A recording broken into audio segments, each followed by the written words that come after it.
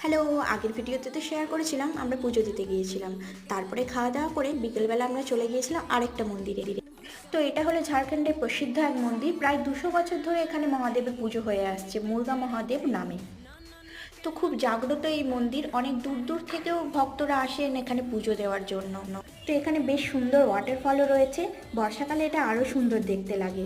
তো আগের ভিডিওতে তো শেয়ার করেছিলাম মেয়ে খুব বায়না করছিল শিব ঠাকুর দেখবে বলে, তো সেখানের মন্দির তো বন্ধ হয়ে গেছিলো, তাই এখানেই চলে এলাম আমরা শিব ঠাকুর দেখার জন্য। তবে মন্দিরের ভেতরে কিন্তু ভিডিও ফটো তোলার অ্যালাউ নেই, সেই জন্য বাইরে থেকেই কিছু ক্লিপ তোমাদের সাথে শেয়ার করলাম। তো এই তো তারপরে আমরা শিব ঠাকুরের দর্শন করে ওখান থেকে বেরিয়ে গিয়েছিলাম। রাস্তায় যেতে যেতে খুব সুন্দর একটা বাগান দেখতে পেয়েছিলাম, তাই সেখানেও কিছু ফটো ভিডিও তুলে নিয়েছিলাম। তারপরে চলে গেছিলাম আমরা দোকানে কিছু রং কিনবো বলে, কারণ তার পরের দিনই ছিল হোলি। রং টং কিনে তারপরে আমরা বাড়ি ফিরেছিলাম। ভিডিওটা ভালো লাগলে লাইক করে চ্যানেলটি অবশ্যই সাবস্ক্রাইব করে নেবেন।